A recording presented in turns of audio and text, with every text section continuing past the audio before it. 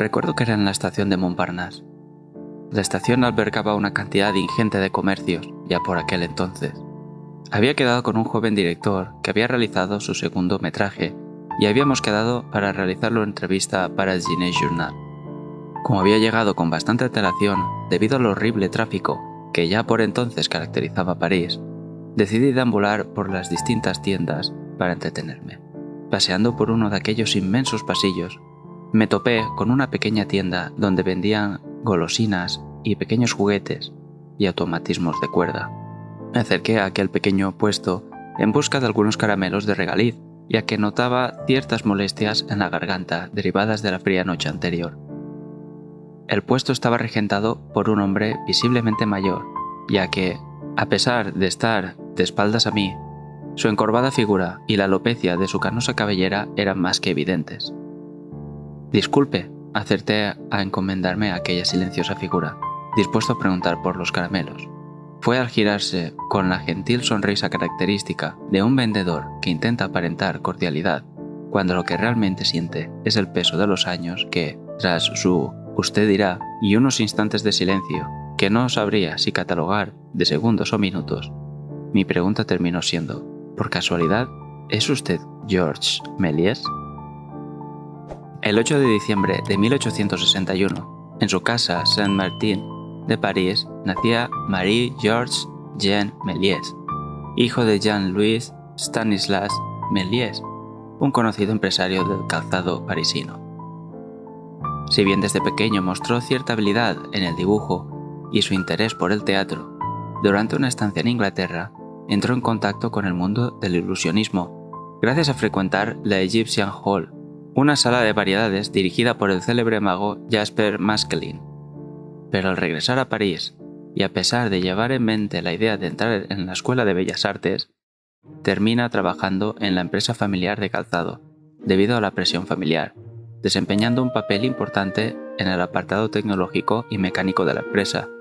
cualidades que más tarde le serían de utilidad en sus posteriores trabajos. A pesar de ser clave en la empresa familiar, en 1888, tras el retiro de su padre, decide invertir su parte de la empresa en la adquisición del teatro Robert Houdin.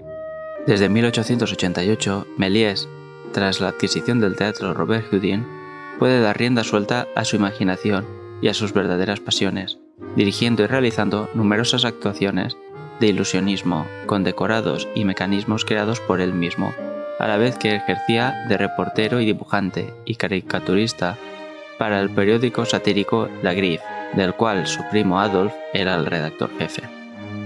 Pero es el 28 de diciembre de 1895 cuando Méliès descubre, a los 34 años, su verdadera pasión.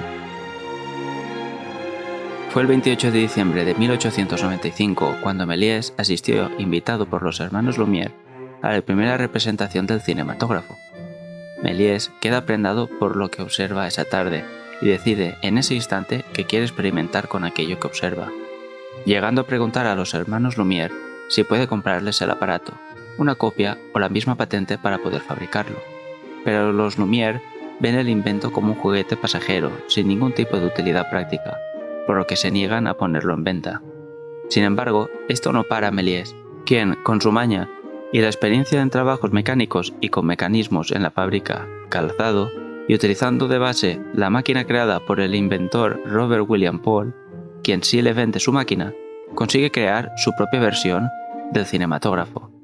con el cual conseguirá comenzar a grabar escenas de corte documental, similares o calcadas a las de los hermanos Lumière, y terminar proyectándolas en su teatro desde abril de 1896, como su primer film, Una partida de cartas. Tras conseguir entender el funcionamiento técnico del cinematógrafo y comprender la, por aquel entonces, primitiva propuesta narrativa de la cinematografía, a base de emular y copiar los primeros trabajos de los hermanos Lumière, Méliès plantea evolucionar su propuesta, intentando emular aquello que durante este tiempo había ocupado el programa de su teatro, el ilusionismo. Famoso es el episodio que culminó con la invención del stop trick, donde cuenta la leyenda que mientras Méliès grababa unas tomas de la ciudad, su cámara se enganchó y tras reparar el incidente continuó rodando. Al examinar la película, esta parada generó un salto en la película, dando la sensación de que lo que era un vehículo motorizado se convertía en un carruaje. Fuese un corte accidental o hecho a conciencia, la mente de Méliès sufrió un vuelco creativo que terminaría culminando en numerosos efectos visuales y de ilusionismo que se verían reflejados en su inmensa filmografía.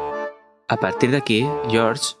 empezó a trabajar conceptos como el fundido a negro y desde negro, y la doble sobreposición del negativo, así como el uso del corte y el uso de los primeros storyboards, mientras que para generar otra clase de efectos visuales sin necesidad de alterar o trabajar sobre el negativo, invirtió en lo que, a día de hoy, se considera como el primer estudio de cine, una suerte de invernadero con todas las paredes y el techo con ventanales, para que pasase la luz solar y con la que mediante mecanismos poder controlar el paso de la luz o incluso bloquearla por completo, además del uso de mecanismos que utilizaba durante sus espectáculos de ilusionismo, como trampillas y tramoyas compuestas en escena. A partir de aquí, Méliès fue capaz de crear más de 500 metrajes, entre los cuales se destacan obras importantísimas, tanto de su filmografía como de la historia del cine, como Escamoteo de una dama, La mansión del diablo, uno de los primeros referentes del cine de terror, Viaje a través de lo imposible, y la que posiblemente sea su película más conocida, y con la iconografía más reconocible, Viaje a la luna, con el icónico lanzamiento de la nave con el cañón hasta el ojo de la misma luna. Durante varios años, Méliès tuvo grandes éxitos, utilizando uno de sus teatros como sala de proyecciones y con la distribución de sus películas a nivel internacional, pero lo que en un principio le dio relevancia internacional, le terminó jugando una mala pasada. Fue con la película más famosa, Viaje a la luna, donde comenzaron los problemas. Tras la gran acogida que obtuvo el film en Francia, George intentó distribuir el film en Estados Unidos, pero fue allí donde técnicos bajo las órdenes de Thomas Alva Edison lograron hacerse con copias de la película y las replicaron y proyectaron en sus salas, llegando a ser un rotundo éxito, pero sin que Méliès obtuviese ninguna compensación económica. Y es que, como él mismo, en sus inicios, con los hermanos Lumière, centenares de nuevos talentos y de gente que quería aprovechar su nombre y prestigio empezaron a copiar sus obras e incluso a mejorarlas, lo cual, sumado al conflicto bélico que supuso la Primera Guerra Mundial y los monopolios cinematográficos de Edison y Pathé en Estados Unidos y en Francia respectivamente, comenzó un declive económico y artístico que terminó con su carrera cinematográfica. El que fuese su estudio cinematográfico quedó destrozado tras la Primera Guerra Mundial. Las deudas le obligaron a malvender el teatro y la sala de proyecciones, y muchos de los negativos de sus films terminaron fundidos por un acreedor para la sustracción de la plata que contenían. Todo esto le hizo tomar la decisión de separarse de lo que había supuesto su vida durante los últimos 20 años, y dejó de forma abrupta y tajante el mundo del cine. En 1925, Méliès se reencontró con una de las actrices con las que más tiempo trabajó durante su etapa en el cine, Jeanne Dalcy, la cual regentaba un kiosco de juguetes y golosinas en la estación de Montparnasse. Terminaron casándose y regentando conjuntamente la tienda. Tiempo después sería redescubierto por Léon Drouot, director de Ciné Journal, quien lo salvaría del olvido en el mundo del cine. Tras este redescubrimiento, su cine sería estudiado por las nuevas generaciones cinematográficas, llegando a recibir, en el 31, la Legión de Honor por su trayectoria, y consiguiendo que poco antes de su muerte, en 1938, Henri Langlois, creador de la Cinemateca francesa, lograse salvar y restaurar buena parte de su filmografía. Georges Méliès pasó sus últimos días acompañado por su mujer Jane en el castillo de Orly, casa de jubilación de la Mutua del Cine, hasta que falleciese el 21 de enero de 1938. Sus restos descansan en el cementerio de Père-Lachaise.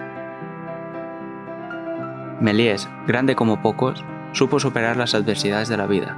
Supo sobreponerse a no entender el idioma en Inglaterra y dejar de lado el teatro para aficionarse al ilusionismo. Supo sobreponerse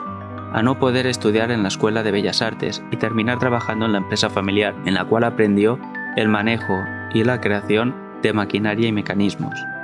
Supo esperar hasta que por fin pudo conseguir un teatro en el que poder practicar el ilusionismo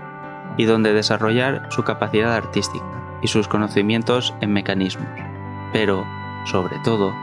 supo ver en el cinematógrafo lo que incluso los propios hermanos Lumière fueron incapaces de ver,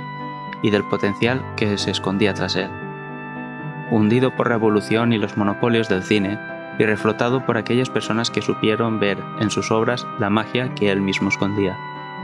Ilusión, esfuerzo, pasión y magia. Así fue